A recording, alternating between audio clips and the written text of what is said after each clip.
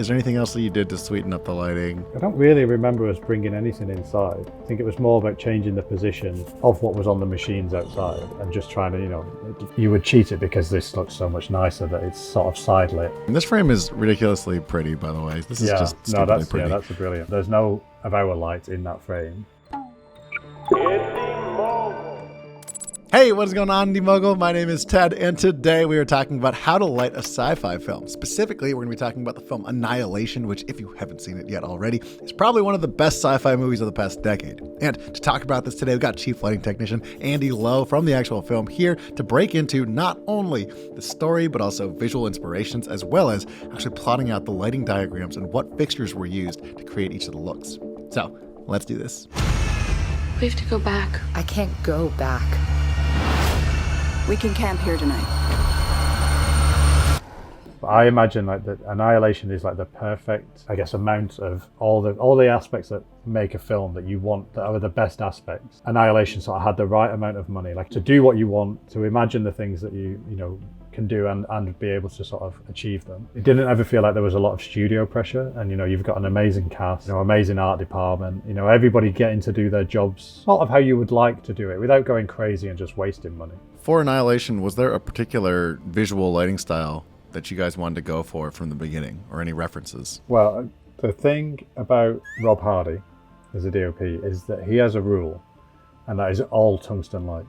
Obviously, tungsten light has the best color rendition of any light except for the sun. Obviously, shifted towards warmer light rather than like sunlight, which is bluer, but like there's no spikes, there's no colors missing that you get with like LED and fluorescent and HMI. From Rob's point of view, and also for mine, the thing that's really good about it is it's really reliable because it's just a bulb and a cable and power. There's no electronics, there's nothing can go wrong. All the bulbs should match. Generally, all tungsten light will be 3,200 kelvins. We did have sky panels in in big soft boxes just for like the moonlight ambient. Okay, so there was some technology being used. The scene where they're at the army base and they're on that tower, that night it was like a 30 foot by 30 foot soft box with, I don't know, maybe 20 or 30 sky panels inside it. And then if your exterior day, you have the sky and the real sun. But a lot of the time we would be adding, if it went cloudy, which it does in the UK very often, then we would be adding hard tungsten. As a gaffer, as a chief lighting technician, for seeing the concept art, what did you see in terms of, the lighting is like it's this? Yeah, it depends I guess it depends what it is. Like some things, like when I worked on Dark Crystal, so the Netflix TV show, they had really good concept art, and partly because it was originally based around these characters, these concepts. The film in the 80s that was lit in a way, the limitations of only using tungsten light. So I guess you're just amassing all this information and applying the things if you know what you're trying to achieve, or more importantly, maybe knowing what isn't right, then it helps you make all those decisions. It's about how you're going to get that light in that position. Let's talk about some of those decisions. So you want to jump into the first scene, actually? Yeah.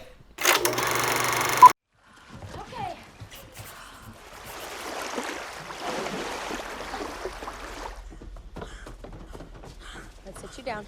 All right, Andy. So what is the scene that we're looking at here? Water is a problem for electrics. How are you going to light? Like, that's not a studio. That is really on location. It was an amazing set that they built. That's on location? Yeah, that is everything. So it's just because they come out and they go in.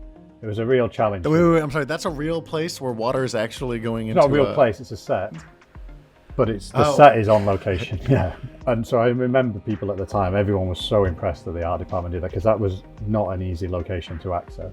There's like a bank that runs down the left-hand side of the house. I think we had maybe like 4 quarter Wendy's. So a quarter Wendy, I think, is about 31 kilowatts. So you get a quarter Wendy, a half Wendy, and a full Wendy, but really they're made up of quarters. So a full Wendy is just 4 lights in a forest, without any access. John, our rigging gaffer, that was their amazing work. So that was a huge challenge. On the left-hand window, that's where the Wendy's are, and I think we had something higher up coming through the hole in the ceiling. Definitely we had something through that sort of skylight. So the purpose of it is to get some light into the scene. That's why, that would have been pre-planned before. The water just looks more interesting, slightly backlit from it in the reflection. Like, you wouldn't get that reflection if it was above you or behind you. The character gets dragged into the water, the all around water. There's not much you can do inside, the way that scene was shot. That you're just going to have to light from outside. There's a lot of moments in this film that are exterior and day. This is kind of how we get introduced to the world too with exterior day. And this frame is ridiculously pretty, by the way. This is Yeah, just no, stupidly that's pretty. that's a brilliant. There's no of our light in that frame. The most important thing from a lighting point of view is that those just to the left is where the quarter Wendy's and the big lights were. So the most important thing to do this sequence now was for us just to get out of the way while the sun is in the right place. Wow, so this is all natural sunlight. Yeah, and then an amazing, actually the SFX haze that they put in.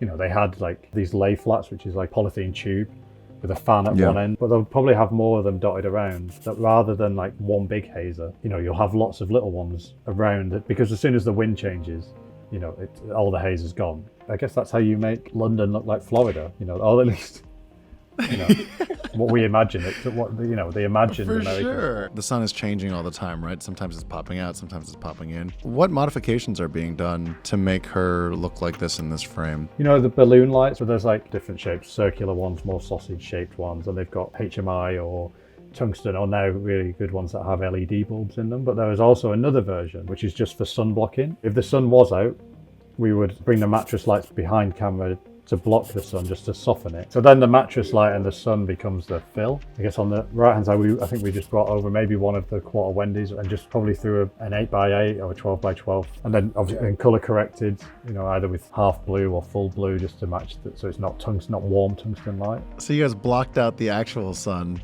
and then recreated your own sun here on the right. Yeah. We want to shoot this cloudy. Cloudy is generally a better starting point, because you can always because add. that way you can add stuff. Yeah. So the frantic edit, as they were disoriented, they were running around. I guess even as a gaffer, you would know that's, you know these scenes, you know how scenes are shot. You know that when she goes static, that the edit is just a back and forth between her shooting and the crocodile being shot. So you know that shot of her is going to be on screen longer than, you know, the other coverage. So it's sort of more important that those shots look nicer, yeah, because that's an important, you know, you want to see what's going on in her face, you want to know what's happening. Okay, let's do this next shot.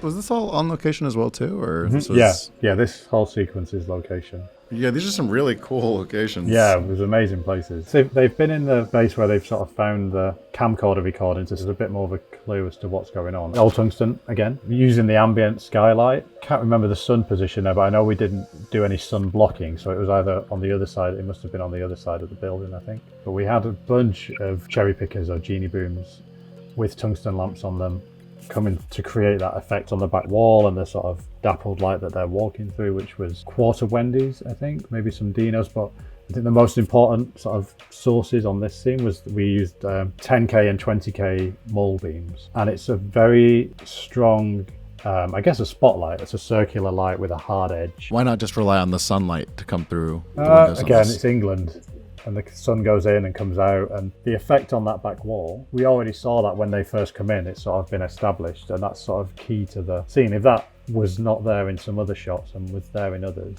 compared to the last scene where you know it's going to be edited quite frantically and you get away with the light changing slightly because they're moving in and out of light, you sort of know they're going to walk there and they're just going to stand and look at this thing, and you're going to need to do a close-up of each person. When we get up real close to this, is there anything else that you did to sweeten up the lighting? I don't really remember us bringing anything inside. I think it was more about changing the position of what was on the machines outside and just trying to, you know, it feels like this has now come around a bit more side lit. For the sun to be able to hit the back wall that we saw, and to now also be hitting this wall, is a cheat. The sun wouldn't do that. It would either hit one wall or the other.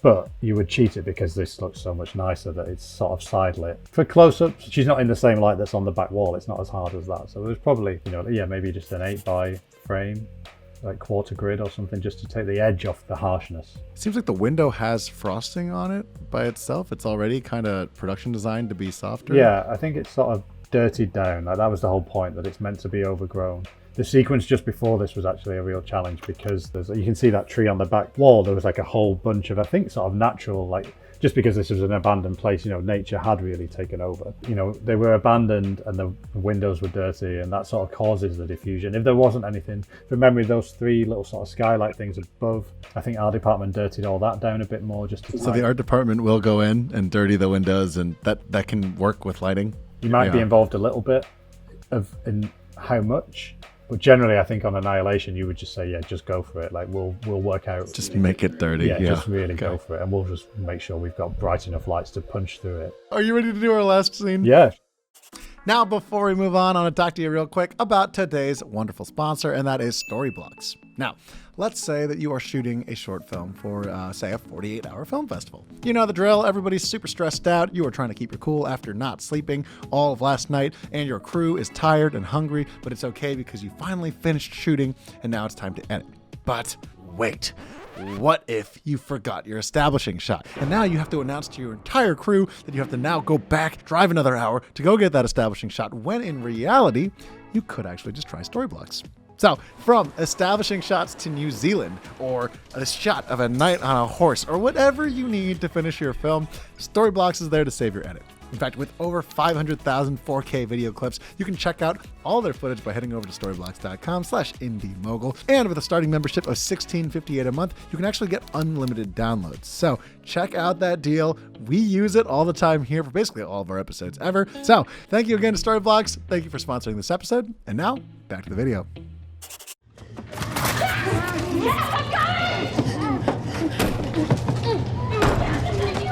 If you've seen the film, you know that they're slowly all sort of losing their minds in this place. They're very disorientated. One of them has tied the rest of them up, and they know that these creatures are around. This is the point of the most, jeopardy that they're all in together. The horror element really kicks in. To light this scene with the little lights, the practical lights that they've got with them, those lights had to be something that they could carry. There's no power in the swamps in their world. It also has to be something military grade. It has to be something that would go on a stand so they can make up a little camp and make enough light for them to see without, having to hold torches the whole time. And so what they were, there's a light called a stick-up, which is made by a company called GAM. A little square light with a little reflector, and it has a little 50-watt bulb that sort of sits in it. But I think, it doesn't really have a gauze or a cover on the front, so I think they're probably discontinued because they were dangerous. Like if the bulb blew, then we need to go to the art department, and I think we gave them, 2 of these GAM stick-up lights and said,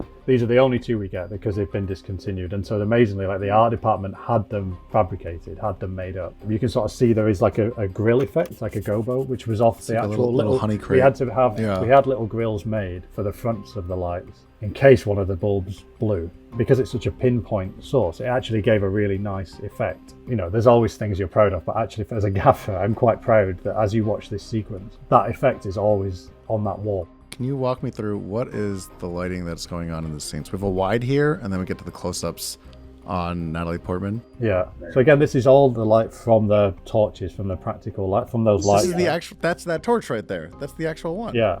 So that's because you wouldn't get that flare from a light that wasn't in shot. You just try and make those lamps bright enough to light the scene with. What about the windows? How do we light these? This is in the studio, this is on the stage. And so outside that is the soft boxes that we were sort of talking about earlier for the night exteriors. That light, that blue ambient light, isn't really coming into the space. It's lit by the torches. You just need to see there's some blue outside, but you're not relying on that. So is this literally just those camping lights? Yeah, pretty much. Yeah, until you come in for close-ups. And then there's, you bring a couple of small soft lights in just to make it look. When she looks up, if there's a little ping in her eye, that would be yours. I think it was probably like a reefer light, which is like a sort of an exposed tungsten bulb, but it's in a sort of chimera. Maybe 2 or 3 of these reefer lights to make a little sort of array of lights. You maybe stack them slightly, one on the floor, one a bit higher, maybe one just to wrap around the front a little bit more. Wouldn't surprise me if it's something similar to what's lighting you at the moment. It's probably like, we got a softbox here. Nice, yeah, something like that. But a tungsten version, we probably put through a bit of diffusion, like a 4x4 frame, just to blend it all together. But you're still trying to just use that torch as the position where the light's coming from. Yeah, but some shots, the silhouette you just want to keep and use, but once you get into close-ups, you just want to make sure you're seeing into the actor's eyes to know how they, obviously, to see what they're feeling, to see what emotions are going on. Alrighty guys, there you have it. There's your episode with Chief Lighting Technician Andy Lowe on the lighting of Annihilation. Now, again, if you like this episode, make sure you check out the podcast. We're going to leave that in the description down below, where you can actually learn more about how Andy became a gaffer, as well as some of the lessons that he learned along the way. Also, thank you again to Storyblocks for sponsoring this video. Unlock an unlimited library of footage by just checking out that free link in the description down below. There you have it. That's it for me. I'm Ted. This is Indie Mogul. And of course, we'll catch you guys in the next one. Indie Mogul. Actually, with Annihilation, there's one of my favourite bits. It was when Natalie Portman, she's the one scene where she's looking through the microscope. Yeah. And yeah, of course. She's at it's night. So if you were to get light coming out of a microscope, and it's not something she can plug in, these are all like, the things you would think about. But it's at night. But the actual light that's on her face, if you go back when you watch that scene again, is actually my iPhone, which was the only light. No way. So that's set it up so the screen was white. And I had to. You're kidding me. Yeah. So it's actually just an iPhone. It's coming from the screen of the phone. From my and phone. You're just Yeah. so I think I set it up so that it wouldn't go into standby mode, that it would just stay on. And I think I had to plug it in because the battery started going down halfway through the shot and things like that. But that's crazy.